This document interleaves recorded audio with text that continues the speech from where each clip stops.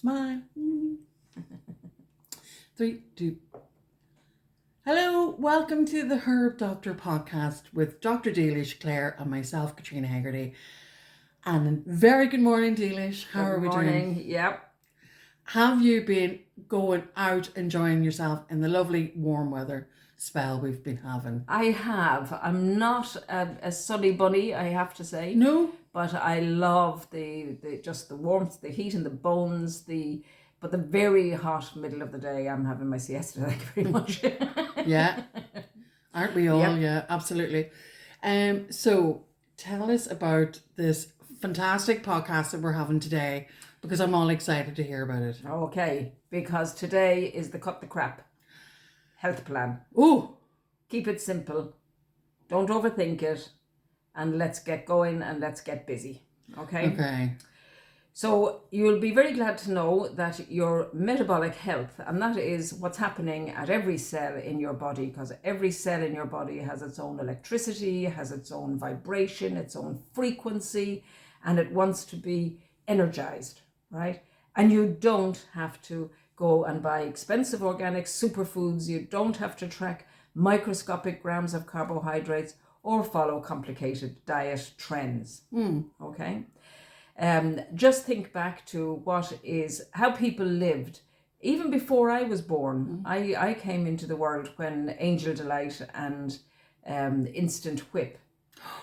Oh, I know, you should see my face and Kat's face. Instant Whip was the beginning, and Instant Mash. Now in Ireland we didn't go that heavy into the Instant Mash, but Instant Super Whip desserts were like, that was me. I was gone on a food trip since then. So, but here is what I've learned from my own lived experience, from my parents, their parents, what I can remember of them.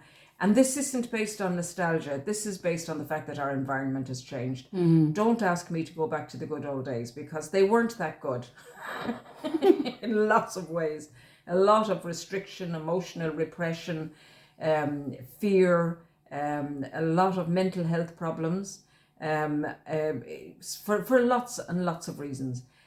So this isn't a good old days trip, believe me. I still can't watch Little House on the Prairie.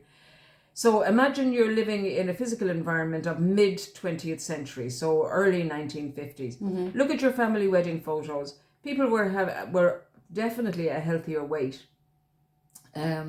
We are carrying a load of crap around with us. They also knew how to party, and the summers were buzzing with insects.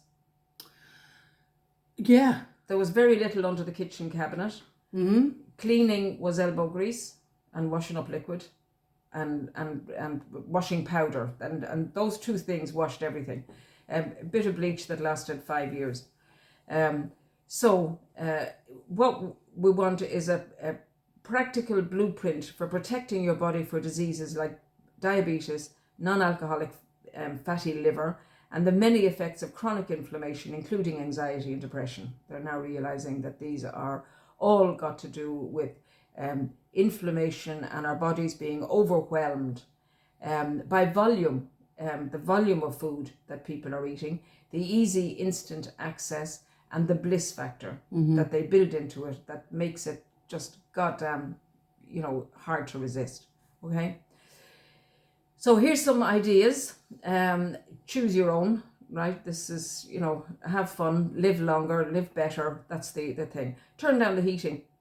When I was growing up, we had one fire in one room. There was no heating in any of the bedrooms. There was ice on the inside of the windows. That's extreme. I'm not suggesting anybody go back to that. I really am not. But being overheated also has its problems. This is what I'm saying. What I want is the bliss factor, the Goldilocks factor in between, where you put on a cardigan or a jumper or a pair of warm socks and fill a hot water bottle rather than turning the heating up.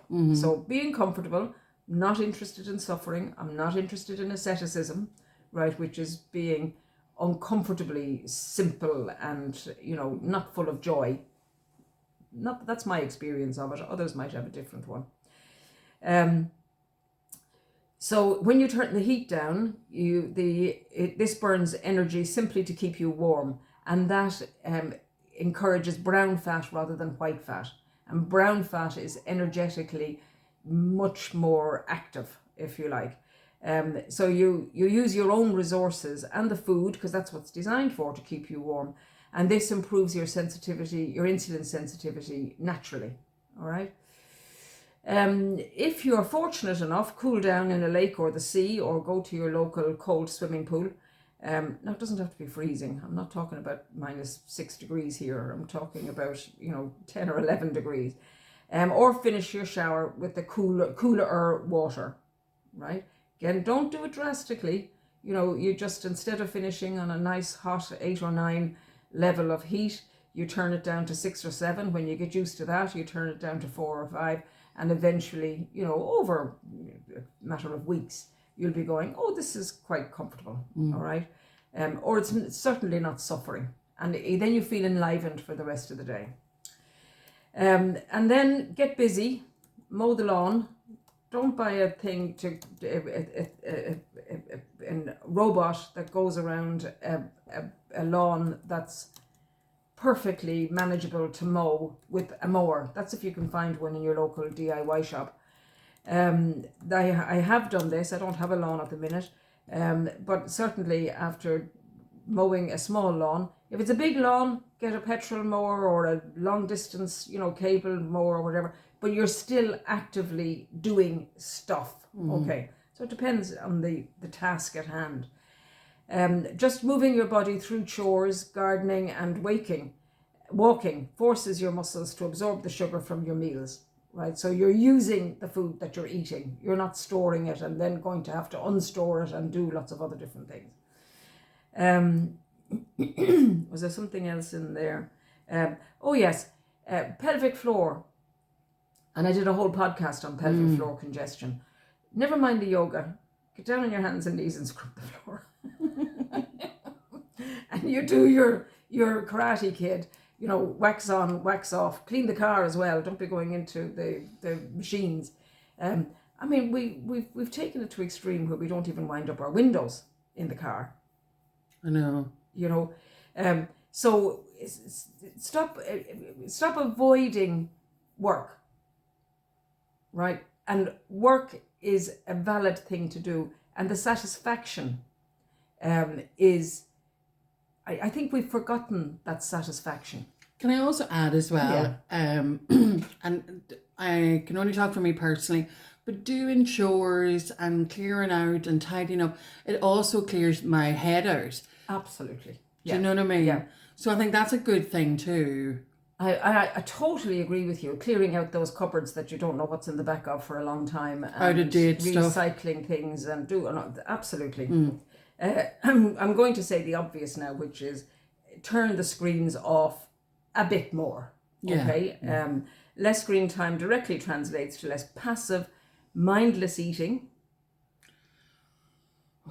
So when you're eating, turn the screens off. Right. Even that makes a big difference. It also leads to better sleep, which drastically regulates hunger hormones. And less exposure to the constant advertising designed to make you crave snacks that don't deserve to be called food. And there's a lot of legal stuff going on, especially in the States, where people are challenging a description of food if it's not actually got nutrients in it. It's not entitled to be called food. Okay. So yeah, eat with others as often as you can, or undistracted if you're eating on your own, and just look at the plate, the food, the fork, feel the sensations in your mouth, feel it going down your gullet, recognize when you're satisfied. And that's been a good learning for me, to actually kind of go, if I had enough, no, I think I'd like a little bit more. And then is that I like a little bit more because I'm not full, or because it just tastes so good and it's comfort food and I need comforting, and that's fine. That's okay as well. But knowing what we're doing with what we're ingesting, is being consciously mindful of it, I think is I've found it very helpful. No stopping at shops, petrol stations, on the way here and there and yonder. And if you're buying petrol, you're just filling the petrol and going straight to the cash desk and looking at the ceiling on your way to the cash desk, because they have every step monetized. All right. And my kind of, they're not getting me kind of leads me straight to the counter. And you look at the batteries and the things behind, like the cables and the things that are not food. No look, no see, no need. Okay. If you buy your own identified, when you go to the shops, you go with a list and you choose your potatoes, vegetables, grains, rice, butter, dairy, other dairy, whole meat, chicken and fish. If you buy them, you have to cook them. Simple as that? Simple as that. Okay. Variety between roots and aerial vegetables, different textures and colours. And different vegetables from week to week, because we get into the same, every Irish household has carrots and broccoli every week. You know, we forget about maybe mushrooms, you know, and so one week buy a different variety from another week. Some people like to plan their menus beforehand. I think that's fantastic, but it's not something that I do. I'm constantly considering the pros and cons of tinned versus non-tinned fish, mainly in particular in terms of sardines and salmon. The wild tinned salmon is the only way to get wild salmon, and the sardines are the smallest fish, the least toxic in terms of oceans. In good olive oil or tomato, I tend to avoid the sunflower oil. So you're all the time trying to figure out what's accessible. They're fantastic because they're relatively inexpensive and tasty. So you make your own. Everybody will have their own values about food, but these are all the things that they might include. So I'm not dictating what somebody else is choosing to have in their menus.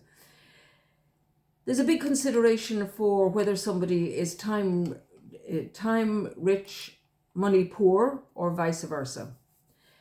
So if you're time rich and money poor, there's a lot that you can do to enhance your diet. You don't need a huge amount of money to eat a healthy diet. An example is whether you buy tinned chickpeas, which are very easy to incorporate into meals if you've got very little time. If you have time, you buy the dried chickpeas, you soak them until they're sprouted a little bit, and then you keep changing the water. Then you use the chickpeas to make hummus or other meals. You don't have to choose between a meat eater and a vegetarian. I put an awful lot of pulses into my stews and casseroles. So the extent to which you want your food to go in will also be influenced by your purse and the amount of time that you have. People think that these instant foods are time saving, but by the time you hawk all this, you earn the money to buy it, you hawk it around the supermarket, get it into the car, take it home, undo all the cycling, the packaging, wash and recycle all the packaging, put it in all the right recycling and general waste and composting waste. That is time and effort and not the happiest. You know, you're surrounding yourself with all this clutter. So make sure you include all of that and the cost to the planet. You know, what kind of a footstep that you want to have. Now, I'm far from purist about any of these things, and I'm supporting everybody doing the best that they can. Buy small amounts. My other suggestion is to buy small amounts regularly to avoid food waste. The amount of food waste in our industrialized countries would make you cry. Okay. So buy small amounts regularly. Buy the amount of carrots that you know you'll use before they wilt. Does that make sense? You're looking a bit puzzled. Yeah. I feel that for me personally, and I can only talk for a single person, Sure. that I would buy. I've now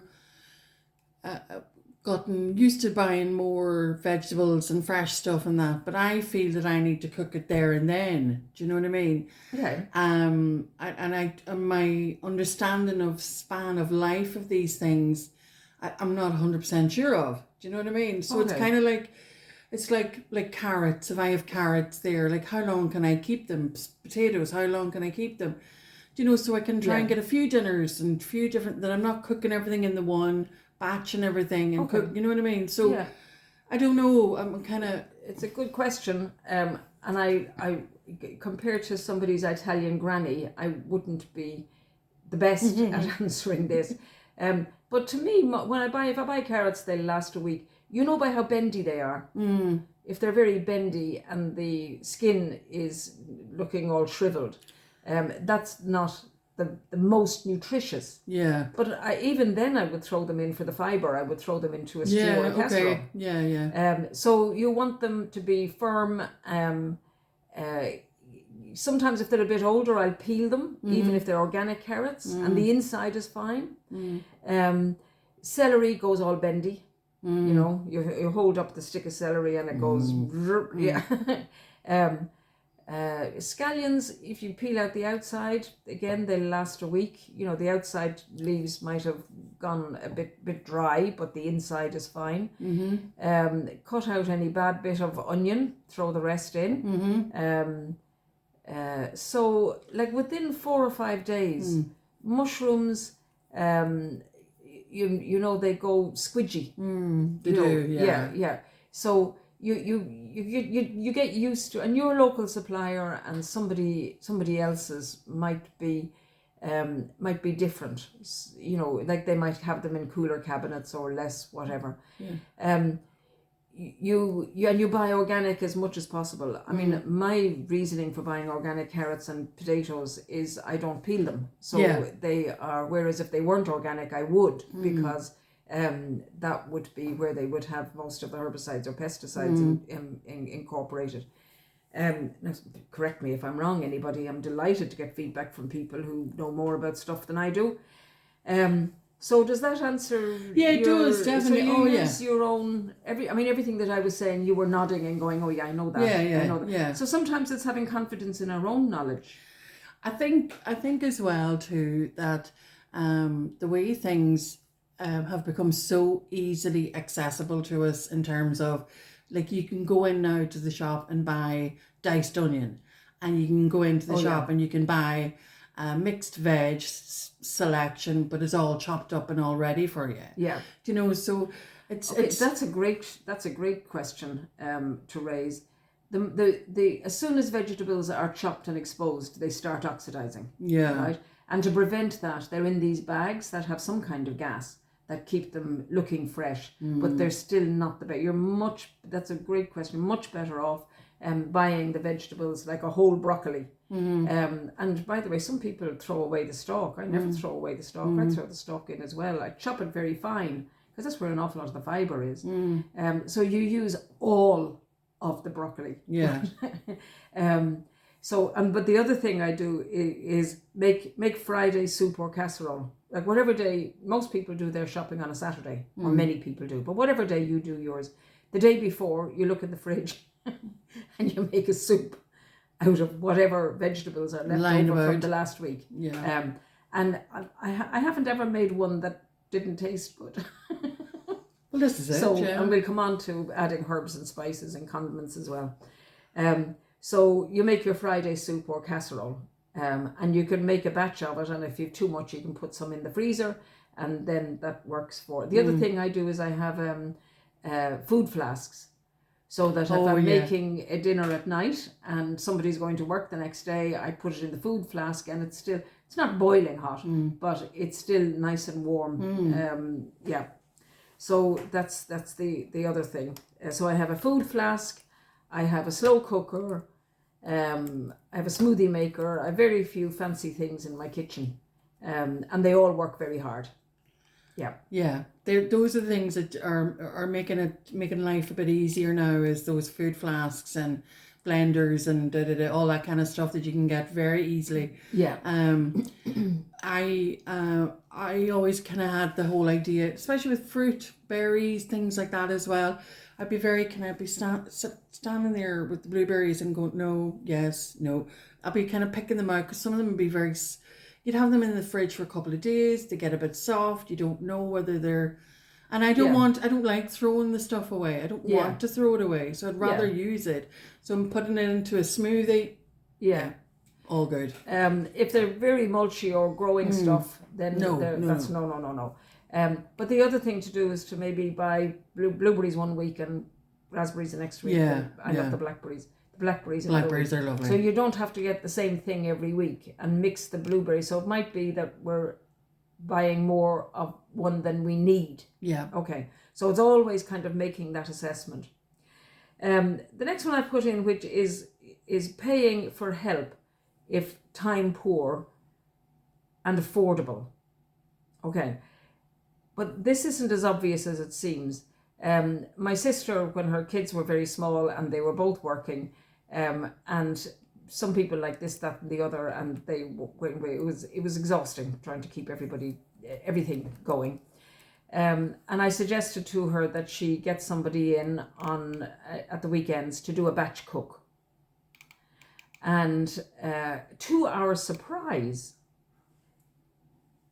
she said, "You know what? It actually saves us money." Because they were getting to the end of the week on a Friday and they were kind of like, oh, no, can't face making another dinner. And they would go out, nowhere fancy, but to a kind of family restaurant. And it would be, this was about 10 years ago. They're all in their teens now. And that would cost them €65 then. And to pay for somebody to come in and do the batch cooking cost about the same amount as one dinner out. So she actually reckoned that everybody was happier and they actually saved money. I love that. Okay, so now that might not be everybody's solution because they might not have that problem. But what I'm suggesting is that you think outside the box. Whatever your issue is, it might be better. There might be better solutions. There is, if there's something that you want to happen, but it's not happening because it's not possible because of some restriction. See if there's a way around it. My next observation is that every culture has a culture. And by that I mean yogurt or kimchi or kombucha or things that we certainly were not in the shops in the mid 20th century. But you know what there was in the shops? Buttermilk. Everybody knew buttermilk. Yeah. And it was often what people put into their mashed potatoes, put in their soda bread, or drank. Lots of people drank a cup of buttermilk rather than milk. So buttermilk was our Irish version. It's been so sorely neglected, I'm afraid, because this is poor people's food, right? Yeah. Mashed potato and buttermilk and even the tin of sardines and whatever. And Ireland has come out of 800 years of colonialisation and subsistence farming and kind of poverty. Poverty is very close to the bone. Not to mention the Great Famine in the century previously. So no wonder we went mad during the Celtic Tiger. But we had fun. We did. Definitely. We had fun. And then when the Celtic Tiger roared its way out of existence, we still went on to have fun. You know, somebody said they were invited to a party after the Celtic Tiger burst, and it was, come to our party, but don't come hungry, and bring your musical instruments. So these, and that is the point, that sometimes people were at this time were so busy trying to make successes and careers that we've forgotten that the important thing is making a living. so that we can enjoy our lives, right? So that's all about values. So we'll talk about that maybe another day. Anyway, so and if two people are working in the house and there's two incomes and finances are not involved, then get a cleaner, all right? Because otherwise, there's a limit. Everybody is capable of doing things, but they might not have. They're driven in too many different directions. Okay, I know that contradicts what I'm saying about doing the cleaning, but there's limits to what everybody can do. Yes, of sometimes course, yeah. you need to go for a walk rather than do the cleaning, all right, because you just need to de-stress or whatever. So it's finding the things that work for you. None of these are applicable to everybody. And the next one is thrift. Yes. I'm backing a movement that makes thrift sexy. Yes. And it is becoming, I suppose, with the cost of living. Good. You know. That's a good thing. All right. You know. While avoiding parsimony. See, I love words. Parsimony is when you take thrift beyond being careful and you go into miserliness. Which is not good for the soul. No. All right. So thrift is being cunning in the positive sense of being cunning. Being cunning never used to be a bad thing. It used to be somebody who was on the edge of wisdom. All right. And alternative solutions. So it means managing money and resources carefully and without waste. Absolutely. So that's coming back to the food waste particular. The other thing is to buy more food than cleaning products. And I'll tell you the history of it as well. Sometimes I look in people's food trolleys while you're waiting at the cashier in the supermarket. I think, Jesus, they've got so many microfiber cloths and paper rolls, and I'm excluding loo rolls from this, and bleach and sprays and that kill 99% of everything, and sprays for your laundry, things for, you know, and I'm kind of going, and the food is like secondary, right? Now, this comes from before the mid-20th century. This comes from the hygiene movement, whereby the huge problem for health was contagious diseases. And this was because of living in slum conditions. This is what I mean. The past was not beautiful, not beautiful. So we want to take the best of the past. But the best of the past is actually cleaning things and living in light, airy houses that are not so cold that there's ice on the inside of the windows. That's not what I'm advocating. So what we want is clean things with soap and water, sodium bicarbonate, lemon juice, a little bit of toothpaste. When you mix it with things, is very good. You know more about this than I do.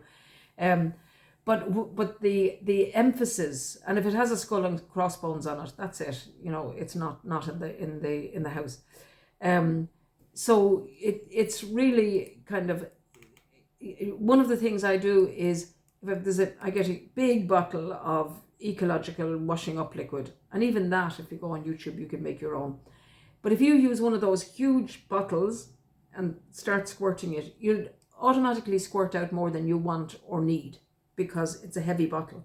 So I refill a smaller bottle and squeeze it. I like that. Right? So that's what I mean about thrift. You're not, and most people overuse these cleaning products. So you're basically use a tiny amount using your big bottle more as a store, a storage backup, and then your little bottle is just decanting it. Yeah. And it's easier to manage as well. Yeah. So that's what I mean about being thrifty. Making sure your dishwasher is full. Making sure you kind of, I don't know, don't keep boiling the kettle. Right? Boiling the kettle is the biggest thing. No. Reboiling the kettle is the biggest thing that adds to people's electricity bill, kind of the big fat number. So stand by the kettle. It used to be that they whistled, and the whistle was so shriek that you would go and turn off the cooker. Exactly. Now I've just thought of that one. So stand over the kettle. And And now, the summary of all of this is that the sheer effort of shopping, preparation, and the limitation of what's in the cupboard. So you don't have those multi-packs of snacks. You don't have the thing, except for pizza and film night once a week. But then you shop for that one event. That's an event. It's not a store cupboard ingredient. So if you're limited by nothing being in the cupboard, if it's not in the cupboard, you can't eat it at 2:00 in the morning. So it determines how much you eat, and you automatically bypass the bliss point chemistry of modern factory foods. Yeah. Because they have spent millions on the bliss point and the crunch point. Crunch point? Yeah, the crunch point is the degree of crunchiness that's satisfying. Ooh. Knew the bliss point because you talked about that before. Yeah. But the crunch I'm point? not sure if the crunch point is included in the bliss point, but I think they advertise the crunch point. Yeah. With Pringles. Once you stop, you can't start. Once you start, you can't stop. But they're not even a crisp now. They're not even a crisp, exactly. You can still have your sugar in your tea or a spoon of honey or jam in your porridge or in your yogurt, but it becomes a conscious treat at the end of a home-cooked meal, right? Not a hidden chemical in a pre-packaged microwave dinner. Yeah. So you know what you're doing, you're aware of it, and you enjoy it. But you also know you also have a better idea of what you're eating. Yeah. Instead of buying something that's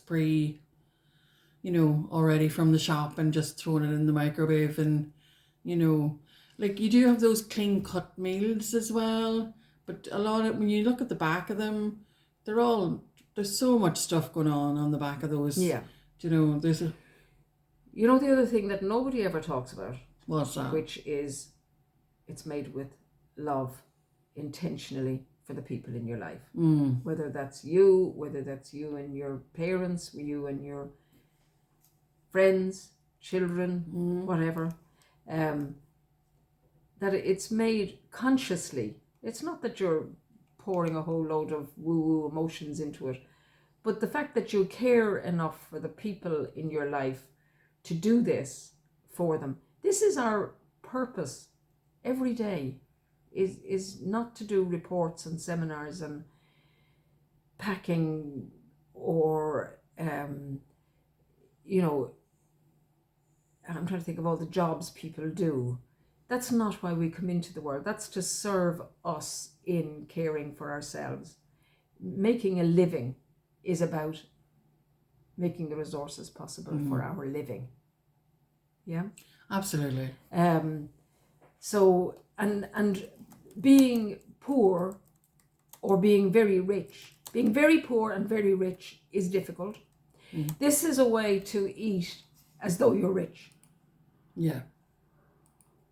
Sounds good. Doesn't it? Yeah. Now we come to the herbal connection. Okay. Because people are going, what's this got to do with the herbs and the herb doctor? Come on. Herbs and spices enhance a good food diet with health benefits and prevent some of the bad effects for our poor food choices. Because it's not like we're never ever going to eat a piece of cake again, is it, Kat? No. Okay. Ooh. So how do we look after ourselves in the midst of this environment that is, I would say it's toxic, right? But we're all negotiating our way through it. So we're talking about culinary herbs.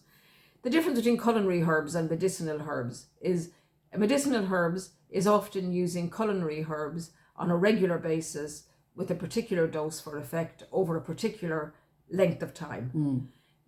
And the regulators can't differentiate between herbs as a food and herbs as a drug. Herbs as a medicine, yes, right?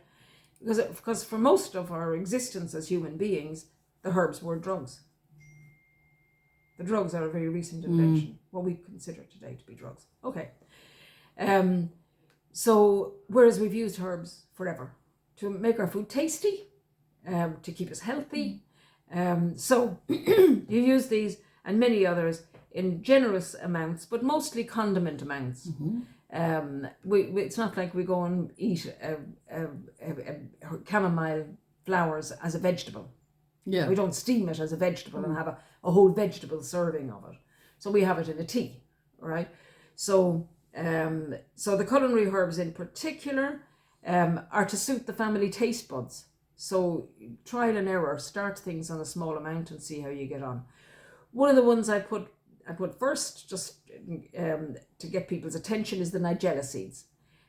These are also called black seeds. They're very Middle Eastern, Persian, Syria, and that's where our classical Western herbal medicine originated from. So nigella seeds, I love the taste of nigella seeds. Some people don't. They're very tiny seeds, and you can add them to your yogurt, mashed banana, or to a soft cheese. You can add to soups, stews, dal, one-pot dinners of all kinds. Now you can cook them into the dal, or you can add them towards the end of the dal if you like the taste. What is the taste? Gosh, it's hard to describe the taste. I think it's. I can't describe it. Mild. Mild. Okay. Mild. Okay. Mild. You know the way cardamom and caraway, that kind of flavor. Yeah. Fennel, but not quite as sweet as the fennel seeds. Yeah, so not at all unpleasant. And the reason for them is they're good for their anti-inflammatory, and they contain essential fatty acids, right? Chia seeds are also very good. I include them as a food rather than a herb. What's the difference? Anyway, they're also helpful for the prevention or management of flu-like illnesses. So a lot of their constituents were highly recommended for COVID by people who were specifically looking for antiviral constituents of herbs and foods. So this is good, and it's also made into an oil. So you can use them either as seeds or as an oil. All right, I think they're less expensive as a seeds.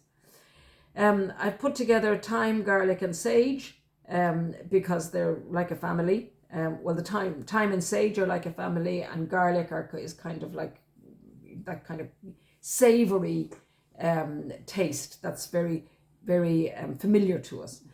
Thyme and sage are antimicrobial in a Jay's fluid kind of way, in a very disinfectant, antiseptic. And if you think about the smell of your stuffing, doesn't it have an antiseptic smell? Sure does, yeah. So we learned to use thyme and sage in order to prevent our meats going bad before we had refrigeration. They were rolled in and roasted and whatever along with these herbs in order not to get gastroenteritis. And gastroenteritis, if you were living either in Crannog, which is in the original indigenous houses in Ireland, or in the slums with a bathroom shared by 25 other families, that was pretty nasty. And in fact, it was one of the things that caused a lot of deaths. So this is where the hygiene movement came from, except I think now we've gone to the other extreme. So you wrap your food and your include it in your soups and stews and casseroles, and these days it's very good for improving the gut flora. All right, so it's antiseptic in a way that keeps the gut flora within a healthy diversity and balance. Okay, so adding the thyme, sage, and garlic is particularly good for antiseptic for the lungs. In Ireland, it's all about the lungs, and Scotland, I would say. But if you combine poverty and dampness, you've got TB. And Irish people have a long history of consumption and devastation and fear around chest illnesses. So including garlic and all the garlic family, the onions, the leeks, the scallions, all of those are all part of the same family. So if you can't tolerate garlic, increase the onions and leeks and scallions in your diet.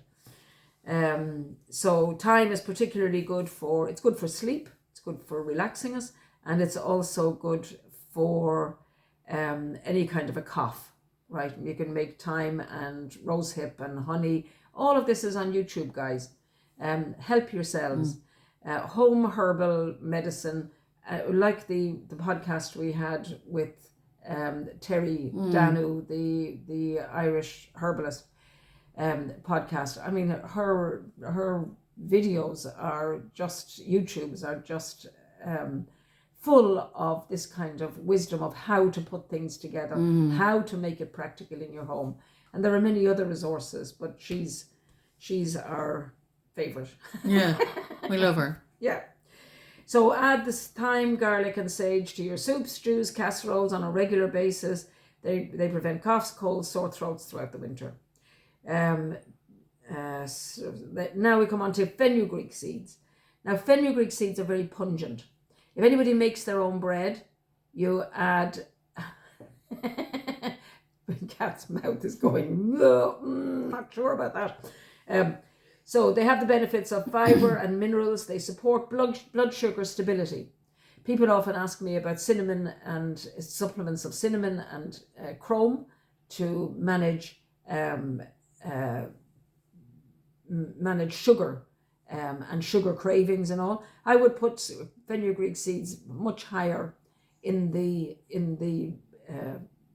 ranking of how to help your blood sugar management. Also with the benefit of fiber and minerals, and very good for breastfeeding mothers to recover from the depletion of pregnancy and also the ongoing resources needed for breastfeeding. Also good for modulating hormone balance. So you can imagine how helpful that is after you've had a baby. But during menopause, during puberty, anything where there's a big transition, and a big transition of hormones means a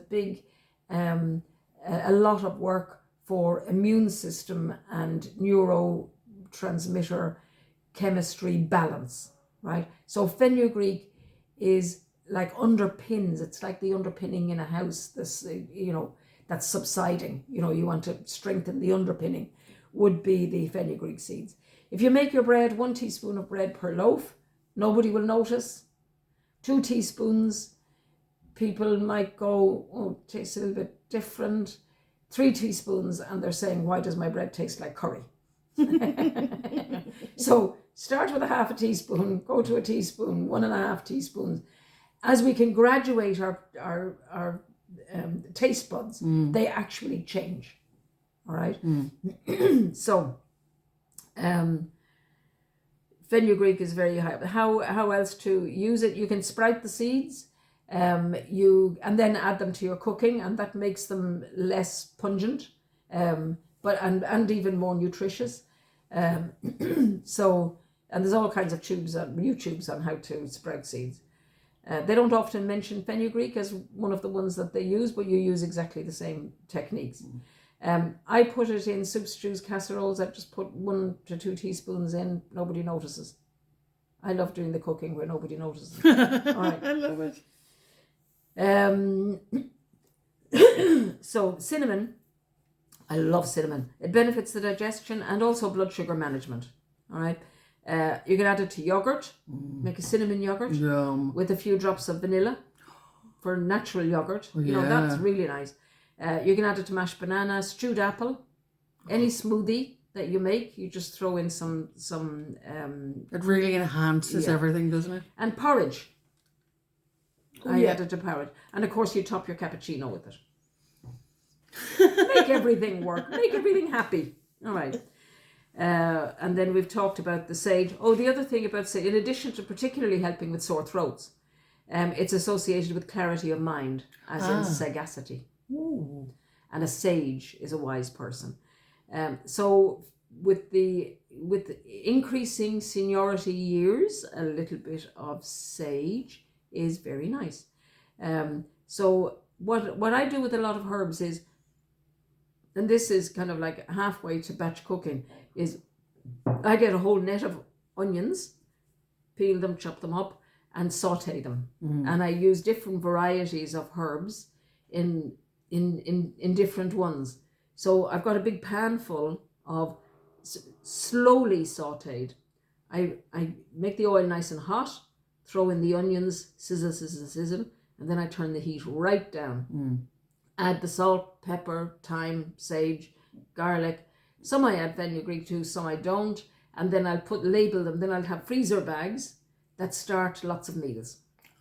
Great idea. This has been a lifesaver. Game changer. Game changer. So yeah, game changer is a better word. So what I'm doing is when I think about what will I have, what will I make for today, I'll often take a bag of that out in the morning, and then it's dinner ready to go for bolognese or anything, dal, anything is ready. See, I'd use the fenugreek one then for making dal or a curry.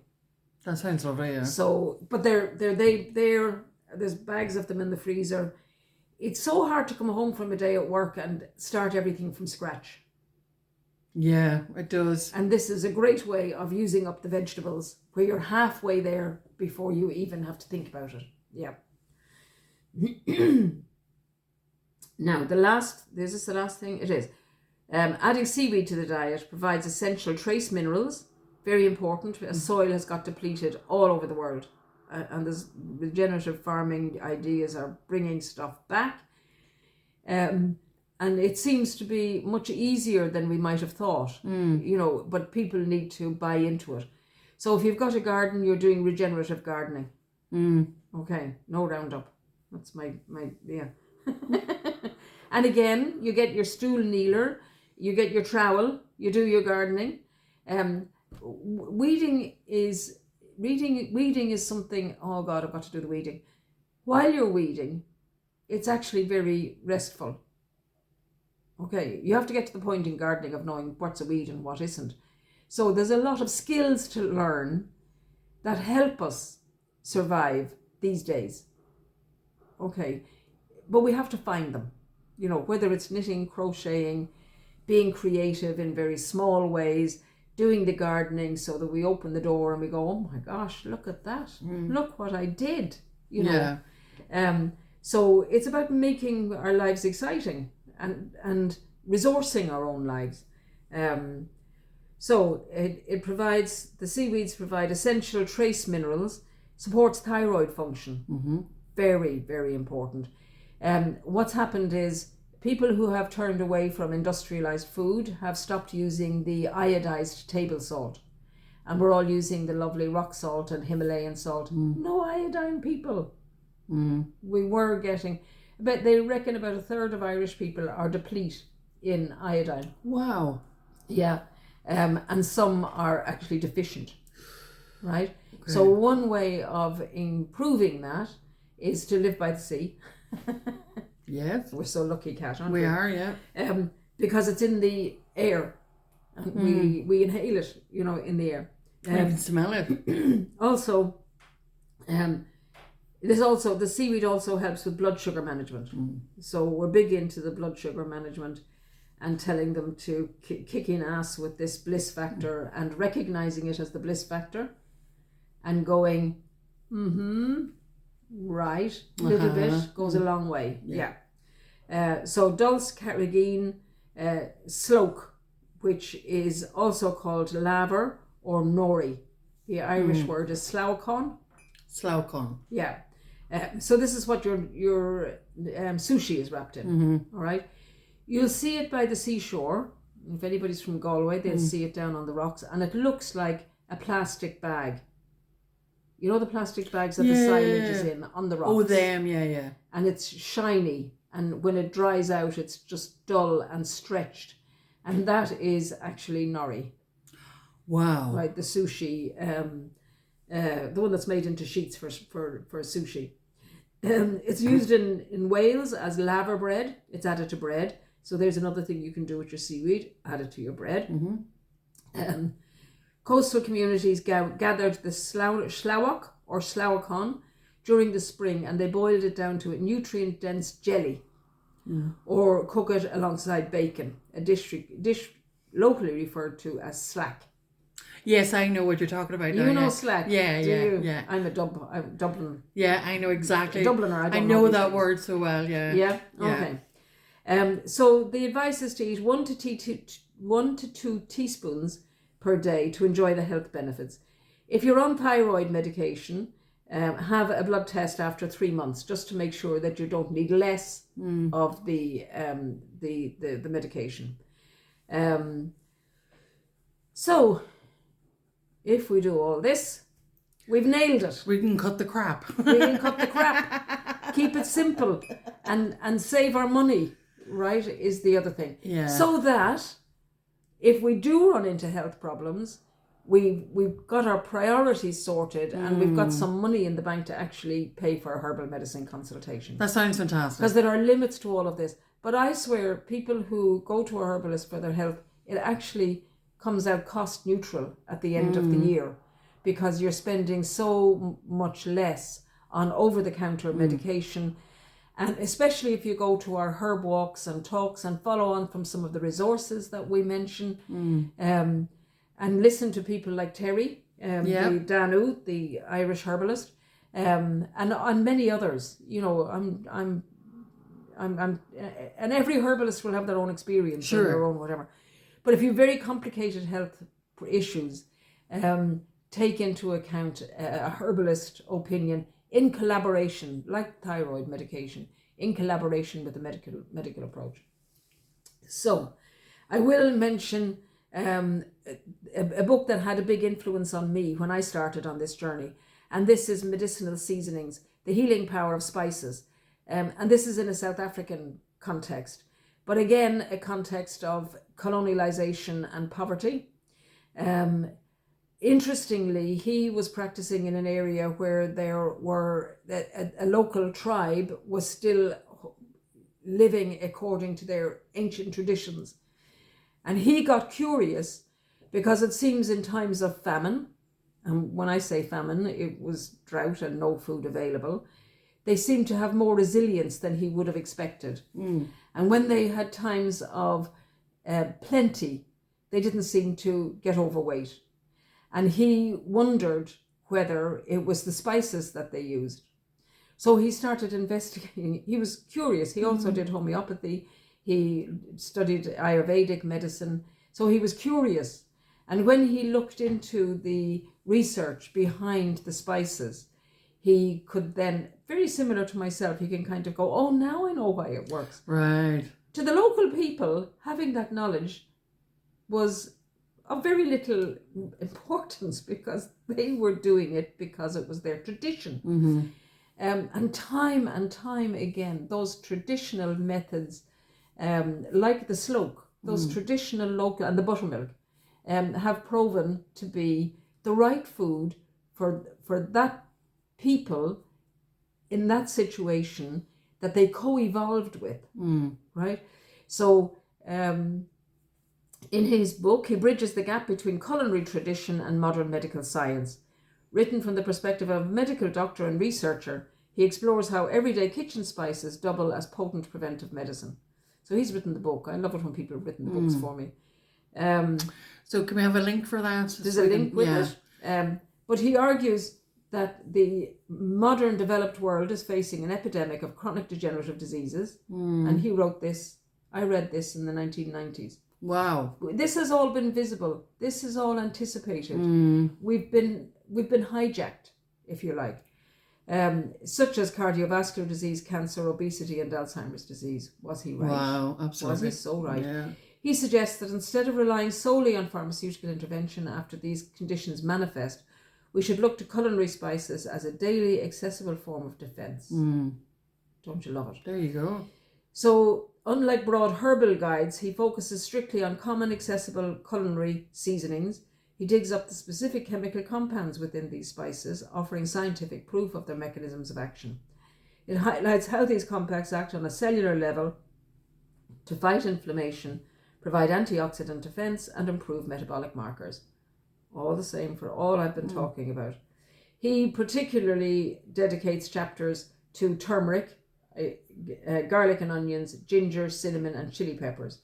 So knock yourselves out with his book. It's really, really accessible. He combines medical expertise with practical advice, encouraging readers to view their spice racks as a home pharmacy, detailing how to combine spices to increase their bioavailability. See, these local cooking methods, like the turmeric with ghee, makes it accessible to our digestive systems and our cells. Remember those vibrating frequency energy cells. So it makes them easier to absorb and provides insight into they can alter one's long-term health trajectory. highly readable, evidence-based guide showing that eating for longevity doesn't require exotic supplements. Man after my own heart. Just a deliberate and generous use of the spices we already have in our kitchens. Fantastic. So thank you, Dr. Scott. You were part of my journey in educating my trust, because as I have found in writing the Upper Rooted Medicine book, I was actively taught to distrust.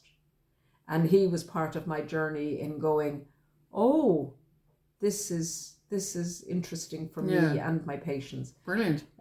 So, yeah, we've nailed it. We've nailed it. Just want to say a massive thank you to everybody who viewed our last video with Danu. We got a lovely response and some lovely comments as well, saying that they really enjoy the podcast. We really enjoy listening to you guys and everything. So we just want to say a massive thank you. Yeah. And we really appreciate it. And if you watch that video, you'll see her beautiful roses that she picked for us. Yeah. Where are sitting in the background. Sitting in the background. Yeah. And because she hadn't launched her video yet, so I hadn't appreciated fully. I mean, I knew they were important, and that's why they were there and part of our background. But thank you. Yes. Thank you to her for such a lovely time. It was lovely to meet her. Roses. Yeah. Yeah, really nice to meet.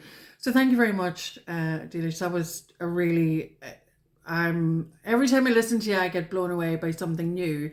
So I'm all about cutting the crap. So bringing it home. That's the new mantra in my head. Cut the crap. Yeah. So thank you so much. If you'd like to follow us, you can do it on all social media platforms. You can contact Dealish through the clinic, or you can go to drclaire.ie, and we would love to hear any of your suggestions for any future things that Dealish could talk about for you. And also, we're definitely going outside. We have to get outside. So maybe 1 or 2 of our next podcast shows will be outside. So lovely. We look forward to that. No one knows now, it'll only rain. No, it won't be. Okay, I'm signing off. I'm signing off. Take care of yourselves. Brilliant.